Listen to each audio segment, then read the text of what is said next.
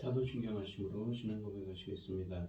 전능하사 천지를 만드신 하나님 아버지를 내가 믿사오며 그 외아들 우리 주 예수 그리스도를 믿사오니 이는 성령으로 잉태하사 동정녀 마리아에게 나시고 본디오 빌라도에게 고난을 받으사 십자가에 못 박혀 죽으시고 장사한 지 사흘 만에 죽은 자 가운데서 다시 살아나시며 하늘에 오르사 전능하신 하나님 우편에 앉아 계시다가 저리로서 산자와 죽은 자를 심판하러 오시리라.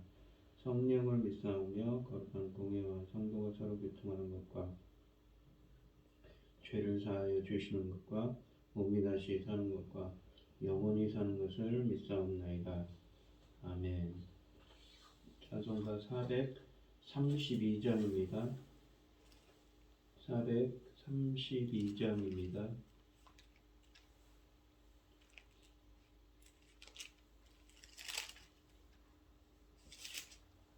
큰 물결이 설레는 어두운 바다 젖은 내 불빛도 희미한데 이 풍랑에 배저 항해하는 이 작은 배사공은 주님이라. 나 두려움 없도다. 주 예수님 늘 깨어 계시도다.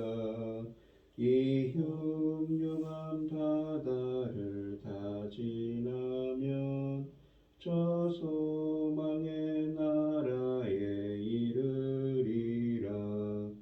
큰 풍랑이 배를 위협하며 저 깊은 물이 벌려 달려드나 이 바다에 노저 항해하는 이 작은 배사공은 주님이라.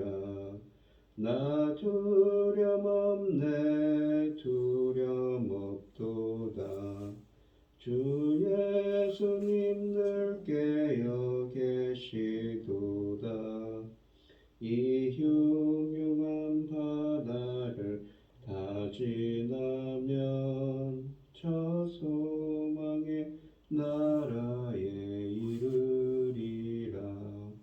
큰 소리로 물결을 명하시면 이 바다는 고요히 잠자리라. 저 동력이 환하게 밝아올 때 나 주 함께 이 바다 건너가리. 나 두려움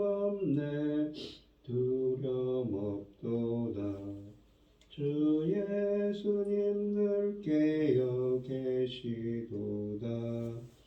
이 흉흉한 바다를 다 지나면 저 소망의 나라에 이르리라. 아멘.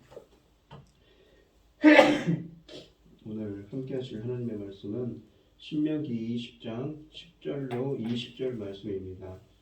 신명기 20장 10절로 20절 말씀입니다. 교독을 하겠습니다. 제가 먼저 읽겠습니다. 네가 어떤 성읍으로 나아가서 치려할 때에는 그 성읍에 먼저 화평을 선언하라. 그 성읍이 화평을 위로 회답하고 너를 향하여 성문을 열거든 그 모든 주민들에게 내게 조공을 바치고 너를 섬기게 할 것이요. 만일 너와 화평하기를 거부하고 너를 대적하여 싸우려 하거든 너는 그 성읍을 에워쌀 것이며 네 하나님 여호와께서 그 성읍을 내 손에 넘기시거든 너는 칼날로 그 안에 남자를 다 쳐죽이고 너는 오직 여자들과 유아들과 가축들과 성읍 가운데 있는 모든 것을 너를 위하여 탈취물로 삼을 것이며 너는 내 하나님 여호와께서 내게 주신 적군에게서 빼앗은 것을 먹을지니라. 네가 내게서 멀리 떠난 성읍을 성읍들 곧 민족들에 속하지 아니한 성읍들에게는 네가 지행하려니와 오직 내 하나님 여호와께서 내게 기업으로 주시는 이 민족들의 성읍에서는 호흡 있는 자를 하나도 살리지 말지니 그 족속과 아모리 족속과 가나안 족속과 브리스 족속과 이 족속과 여부 족속을 우리가 진멸하되 내 하나님 여호와께서 내게 명령하신 대로 하라. 이는 그들이 그 신들에게 행하는 모든 가증한 일을 너희에게 가르쳐 본받게 하여 너희가 너희 하나님 여호와께 범죄하게 할까 함이니라. 너희가 어찌 성을 오랫동안 여기서 그 성읍을 쳐서 점령하려 할 때에 또 도끼를 둘러 그곳의 나무를 찍어내지 말라. 이는 너희가 먹을 것이 될 것이니 찍지 말라. 들을 수목이 사람이냐 너희가 어찌 그것을 에워싸겠느냐. 다만 과목이 아닌 수목은 찍어내어 너희와 싸우는 그 성읍을 치는 기구를 만들어 그 성읍을 함락시킬 때까지 쓸지니라. 아멘.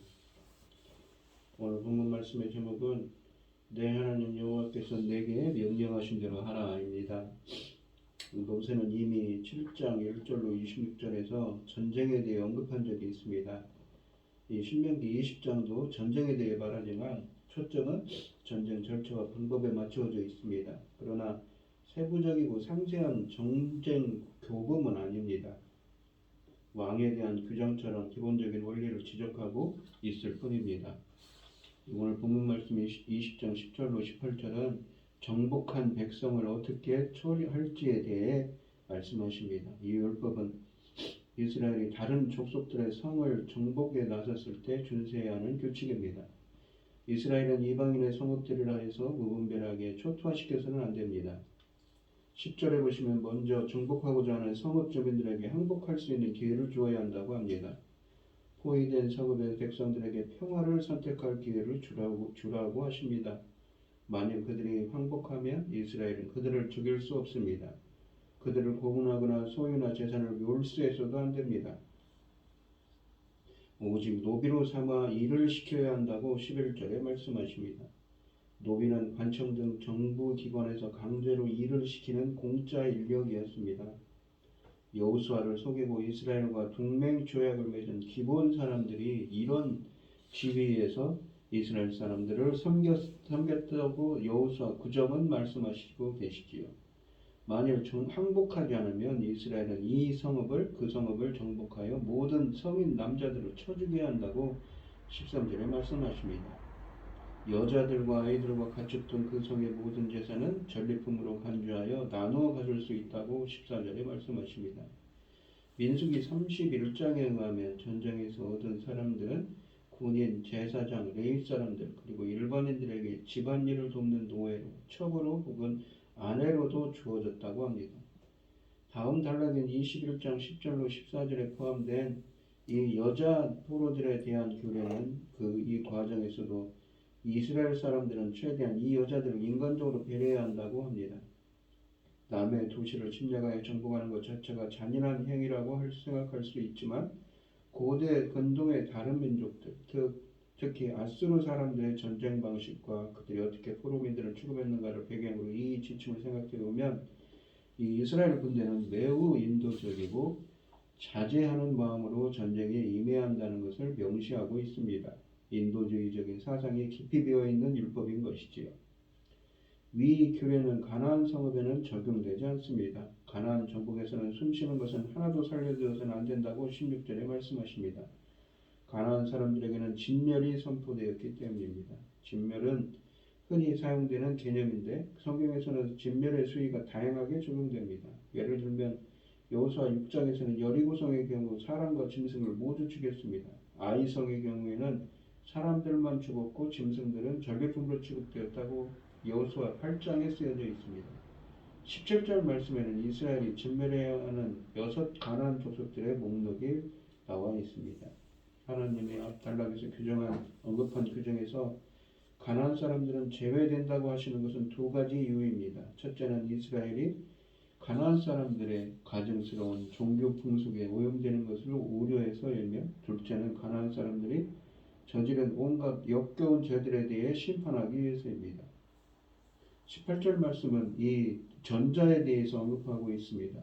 이스라엘이 그들의 가증스러운 행위로 오염되는 것을 미연에 방지하는 정책인 것이라고 합니다. 가증스러움은 이미 7장에서 강력한 혐오감을 자아내는 표현으로 사용된 말씀입니다. 이스라엘이 가나안 사람들을 진멸해야 하는 이유는 그들 자신들의 순수성을 보존하기 위해서입니다. 그러므로 이스라엘이 여호와를 향한 믿음만으로 살기 위해서는 그들을 죽여야 하는 절박감이 있습니다. 오늘날 한국교회가 이 같은 절박감을 가지고 투쟁해야 하는 것이 교회의 세속화이기도 하지요. 세속화는 절대 우리가 용납해서는 안 되는 이슈입니다. 교회와 세속화는 공존할 수 없으며 둘 중 하나가 망해야 그 갈등이 끝나기 때문입니다. 교회는 생존하기 위해서라도 세속화를 거부해야 합니다. 19절로 20절은 포위된 성읍 주변 나무에 대해 말씀하십니다. 가나안 사람들에 대한 예외 규정을 언급한 다음에 다시 일반적인 성읍 공략 규정을 논합니다. 적이 진을 치고 있는 성읍을 포위한 상황에서 적과의 대치가 오랫동안 지속될 때에 적용할 규례입니다. 모세는 포위한 성읍 주변에 있는 과일 나무를 참부로 베지 말라고 합니다. 고대 근동의 여러 나라는 자신들이 침략하는 지역에 나무를 베고 과수원을 파괴하고 농경지를 황폐하게 하는 것을 그들의 군사 전략으로 삼았습니다. 적군의 나무를 베는 목적은 세 가지가 있는데 전장에서 사용할 무기를 만들기 위해서고 두 번째는 적의 저항에 대한 보복이며 속히 항복을 받아내기 위한 심리전이었습니다. 과수원을 파괴하고 농경지를 훼손하는 것은 그 지역 사람들의 생계를 위협하는 것이었습니다. 이 고대 근동의 군대들은 주로 포도원, 올리브 농장, 야자 대추, 과수원 등 주민들의 삶의 필수적인 과일과 열매를 맺는 나무들을 집중적으로 베어버렸다고 합니다. 나무는 자라는데 수년이 걸리지요. 베어진 과일 나무들이 다시 자랄 때까지는 경제가 회복되기 어렵기 때문에 상대가 저항하기 어렵다는 점을 노리고 이런 만행을 저질렀던 것입니다. 하지만 이스라엘은 이렇게 무자비하게 전쟁을 해서는 안 된다고 하십니다. 19절에 보시면 나무 열매는 먹을 수 있어도 베어내면 안 된다고 하십니다. 나무는 그들이 공략하려는 적에게 속한 것이지 이 나무가 이스라엘의 적은 아니기 때문입니다. 나무가 필요하면 과실을 맺지 않는 나무들만 산발적으로 베어다가 성을 정복하는 도구로 사용하라고 20절에 말씀하십니다. 성을 정복하는 데는 갖가지 사다리, 성벽 파괴용 무기 등이 사용되었는데 대부분 나무로 만들어진 물건이었기 때문입니다.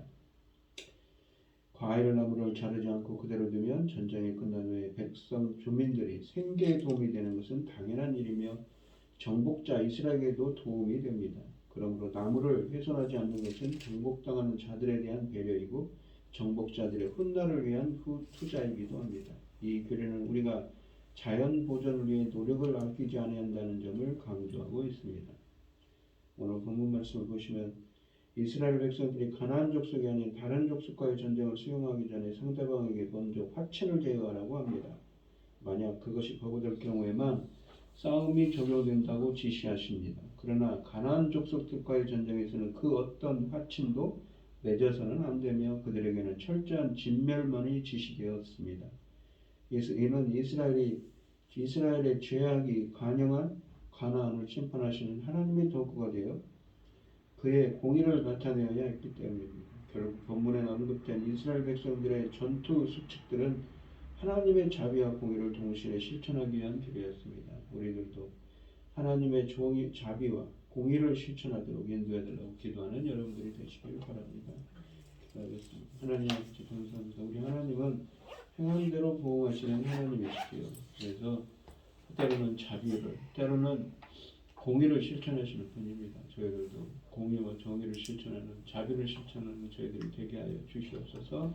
이 모든 말씀 거룩하신 예수님 이름으로 기도합니다. 아멘. 하늘에 계신 우리 아버지여, 이름이 거룩히 여김을 받으시옵니다. 나라의 마옵시며 뜻이 하늘에서 이룬 것 같이 땅에서도 이루어지이다. 오늘날 우리에게 일용할 양식을 주옵시고 우리가 우리에게 죄 지은 자를 사하여 준 것 같이 우리 죄를 사하여 주옵시고 우리를 시험에 들게 하지 마옵시고 다만 악에서 구하옵소서. 대개 나라와 권세와 영광이 아버지께 영원히 있사옵나이다. 아멘. 오늘 주신 말씀 가지고 함께 기도할 때에요. 주님의 자비와 공의를 실천하는 우리가 되게 해달라고, 이 세상에서도 공의와 정의를 실천하는, 또 자비를 실천하는 우리가 되게 해달라고 기도하시고, 어려움을 당하신 분들과 각자 기도점을 가지고 주여 삼청하시면서 통성으로 기도하도록 하겠습니다.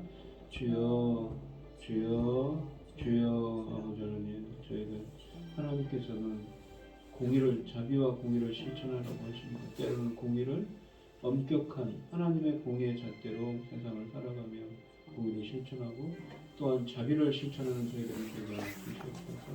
인도하여 주시옵소서.